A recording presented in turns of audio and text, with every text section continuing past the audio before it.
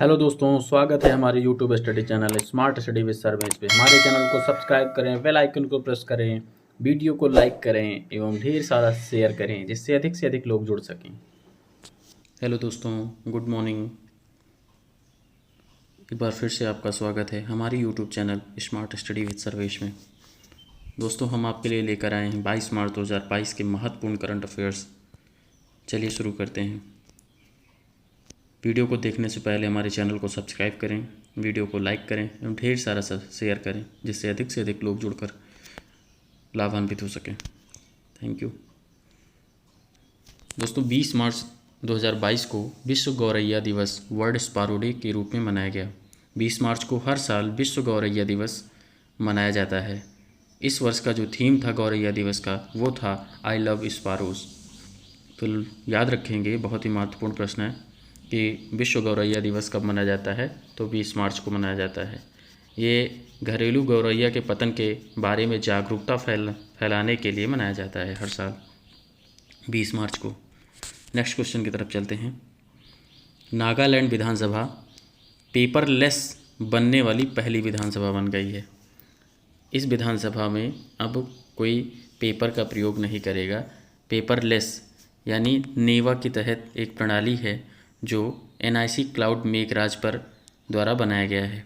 इसमें क्या होता है कि सदन के जो अध्यक्ष होते हैं वो सदन की कार्यवाही सुचारू रूप से संचालित करने के लिए बिना पेपर के, बिना किसी दस्तावेज के ट्रैकिंग और निर्णयों को स्वचालित करने के लिए नेवा टेक्नोलॉजी का प्रयोग करके आगे की कार्यवाही करते हैं। यानी जो नागालैंड विधानसभा है वो पूरी तरह से पूरी तरह से पेपरलेस हो चुकी है। तो याद रखेंगे, बहुत ही महत्वपूर्ण प्रश्न ये भी है। अगले क्वेश्चन की तरफ चलते हैं। रूस की हाइपरसोनिक किंजल मिसाइल, ये एक एरो मिसाइल है। ये सतह से हवा में मार करने वाली 2000 किलोमीटर की रेंज में लक्ष्य को ध्वस्त कर सकती है। इसकी अधिकतम गति 10 मैक है। रूस ने इसे स्पेशली नाटो युद्धपोतों को नष्ट करने के लिए डिज़ाइन किया है। यह मिसाइल लॉन्च करने के कुछ ही सेकंड के भीतर हाइपरसोनिक अंदाज़ा नहीं लगा सकते आप कितनी तेज़ स्पीड होती है, उसकी गति हासिल कर सकती है। तो ये प्रश्न पूछा जा सकता है कि KH-47M2 किंजल परमाणु क्षमता वाली मिसाइल किस देश की है। तो वो रूस की है। ये एक हाइपरसोनिक मिसाइल है। नेक्स्ट क्वेश्चन की तरफ चलते हैं। दोस्तों, भारत का विदेशी मुद्रा भंडार 9.65 अरब डॉलर से गिरकर 632.95 अरब डॉलर पर पहुंच गया है। ये एक बुरी न्यूज़ है भारत के लिए। 11 मार्च 2022 को समाप्त हुए भारत का विदेशी मुद्रा भंडार 9.65 बिलियन डॉलर की कमी के साथ 622.275 अरब डॉलर पर पहुंच गया है। गौरतलब है कि यह गिरावट पिछले 2 वर्षों में सबसे बड़ी गिरावट है। दोस्तों, विश्व में सर्वाधिक विदेशी मुद्रा भंडार में भारत चौथे स्थान पर है, जबकि चीन प्रथम स्थान पर है। अगले प्रश्न की तरफ चलते हैं।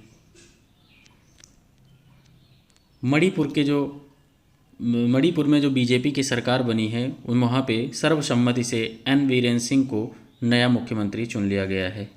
जो मणिपुर की राजधानी है वो इम्फाल है और वहाँ के जो राज्यपाल हैं दोस्तों वो हैं LA गणेशन।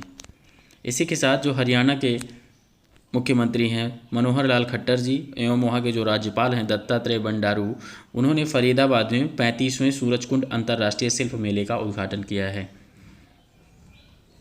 नेक्स्ट क्वेश्चन की तरफ चलते हैं। कुछ आर्थिक करंट अफेयर्स के बारे में जानेंगे। दोस्तों, जापान के प्रधानमंत्री इस समय भारत के दौरे पर हैं। उन्होंने भारत के प्रधानमंत्री श्री नरेंद्र मोदी के साथ 5 वर्षों में भारत में 3,20,000 करोड़ रुपए के निवेश लक्ष्य की घोषणा की है। तो अगले क्वेश्चन की तरफ। दिल्ली उच्च न्यायालय के मुख्य न्यायाधीश डी निपटान विवाद दूरसंचार पटेल N पटेल न्यायाधिकरण अपीलीय एवं TD सेट के अगले अध्यक्ष नियुक्त किए गए हैं। याद रखेंगे, ये दिल्ली उच्च न्यायालय के मुख्य न्यायाधीश जी हैं जो डी निपटान विवाद के लिए N पटेल जी को मुख्य न्यायाधिकरण अपीलीय TD सेट के अगले अध्यक्ष के रूप में नियुक्त किया गया है। इसी के साथ अगला प्रश्न है केंद्रीय कोयला एवं खान मंत्री प्रहलाद जोशी ने 36वें अंतर्राष्ट्रीय भूवैज्ञानिक कांग्रेस के उद्घाटन सत्र को वर्चुअली संबोधित किया है। दोस्तों, भूवैज्ञानिक कांग्रेस जो है वो अब की दूसरी बार भारत इसकी मेज़बानी कर रहा है। अगले प्रश्न की तरफ चलते हैं। स्पेस एक्स ने फ्लोरिडा से 53 स्टारलिंक उपग्रहों को अंतरिक्ष में लॉन्च किया है। तो कितने उपग्रहों को लॉन्च किया है? 53। सरदार बर्डिमुखामेदेव तुर्कमेनिस्तान के नए राष्ट्रपति चुने गए हैं। रूस ने यूक्रेन पर काला सागर और कैस्पियन सागर में जहाज़ों से कैलिबर क्रूज मिसाइलों से हमला किया है। रूस इस समय यूक्रेन पर लगातार हमला कर रहा है, तो कैलिबर क्रूज मिसाइलों से हमला कर रहा है। पूछा जा सकता है कि कैलिबर क्रूज मिसाइल किसके पास है, तो वो रूस के पास है। दोस्तों, अंतर्राष्ट्रीय प्रसन्नता दिवस 20 मार्च को मनाया गया। इसके पहले वीडियो में हमने आपको बताया था। अगला प्रश्न, संयुक्त राष्ट्र द्वारा 20 मार्च को मनाया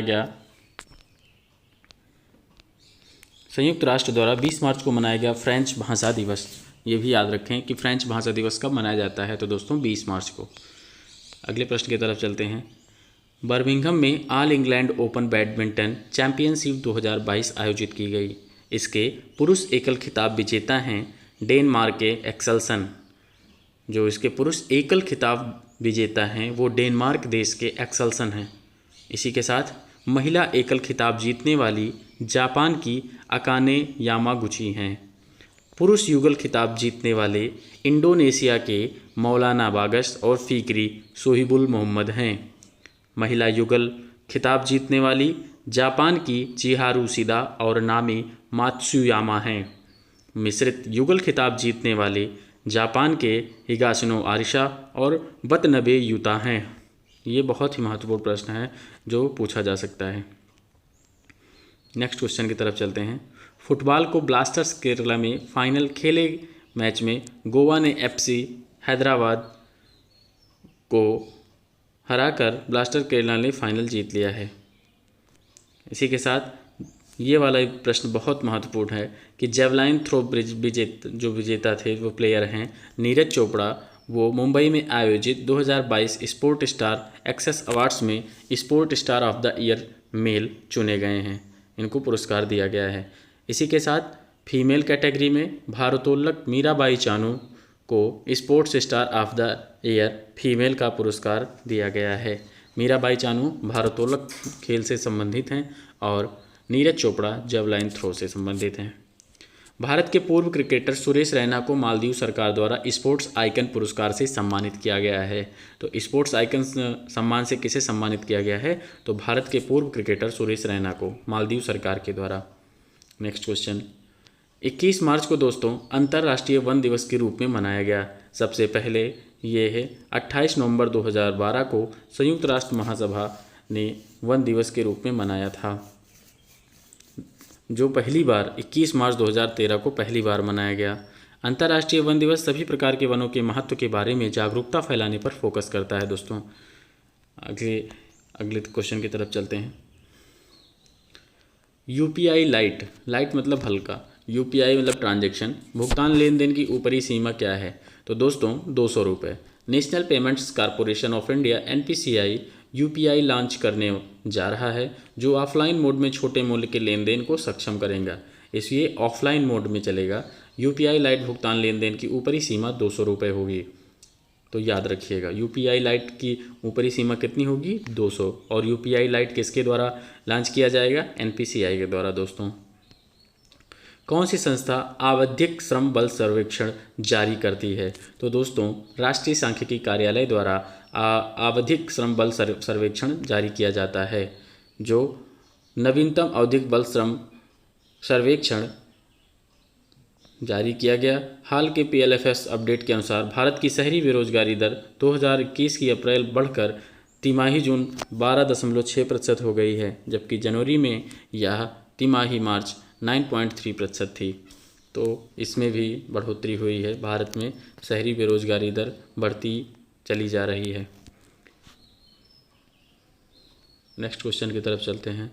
भारत सम्मेलन शिखर वार्षिक जापान, भारत जो शिखर सम्मेलन है वार्षिक, वो कहाँ आयोजित किया जा रहा है? वो जापान में। जापान जो है भारत और जापान का जो वार्षिक शिखर सम्मेलन है वो नई दिल्ली में आयोजित किया जा रहा है। इसमें जापान के समकक्ष जो प्रधानमंत्री हैं जापान के फूमियो किशिदा, वो भारत में आकर इस शिखर सम्मेलन में शामिल हो रहे हैं। और इस बैठक के बाद भारतीय प्रधानमंत्री ने घोषणा की कि जापान अगले 5 वर्षों में भारत के साथ 5 ट्रिलियन येन या 3.2 लाख करोड़ रुपए का निवेश करेगा। जापानी सरकार के प्रमुख के रूप में जापान के प्रधानमंत्री फूमियो किशिदा की यह पहली भारतीय यात्रा है। तो याद रखेंगे जापान की जो मुद्रा है वो क्या है, येन है, और यहाँ के प्रधानमंत्री फूमियो किशिदा हैं। नेक्स्ट क्वेश्चन की तरफ चलते हैं। किस देश ने रिलेटिविस्टिक क्लेस्ट्रॉन एम्पलीफायर विकसित किया है जो अंतरिक्ष में उपग्रहों को नष्ट कर देता है? तो दोस्तों वो चीन देश है। चीन ने हाल ही में एक माइक्रोवेव मशीन विकसित किया है जो अंतरिक्ष में उपग्रहों को जाम या नष्ट कर सकती है। यह डिवाइस मेगावाट का वेव सर्च उत्पन्न कर सकती है। तो दोस्तों ये चीन है जिसने रिलेटिविस्टिक क्लेस्ट्रॉन एम्पलीफायर RKA विकसित किया है जो उपग्रहों को नष्ट कर सकता है। नेक्स्ट क्वेश्चन की तरफ चलते हैं।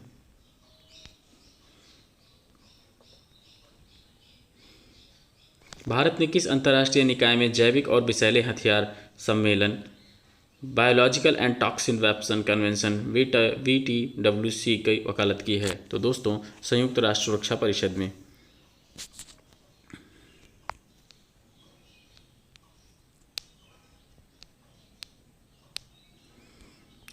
विश्व मुख स्वास्थ्य दिवस कब मनाया गया? तो 20 मार्च को मनाया गया, और जो इसका सब्जेक्ट था be proud of your mouth. इसी के साथ अगला जो लास्ट क्वेश्चन है वो है नाटो सैन्य अभ्यास कोल्ड रिस्पांस 2022 कहाँ शुरू हुआ? तो ये नॉर्वे में शुरू हुआ। तो दोस्तों नाटो अभी एक अपना सैन्य अभ्यास कर रहा है, तो उसका नाम है कोल्ड रिस्पांस 2022 जो नॉर्वे में हो रहा है। तो जो नाटो के प्रमुख हैं दोस्तों वो हैं जेंस स्टोलनबर्ग, और जो नाटो का पूरा नाम होता है नॉर्थ अटलांटिक ट्रीटी ऑर्गेनाइजेशन।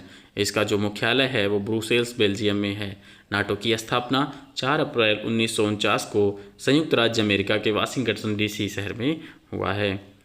तो याद रखेंगे इस समय नाटो यूक्रेन और रूस के युद्ध की वजह से महत्वपूर्ण है, जो न्यूज़ में है, इसलिए इसके मुख्यालय स्थापना और इसके जो प्रमुख हैं और नाटो का पूरा नाम ये आपको अच्छे से याद होना चाहिए। तो ये थे 22 मार्च 2022 के महत्वपूर्ण करंट अफेयर्स।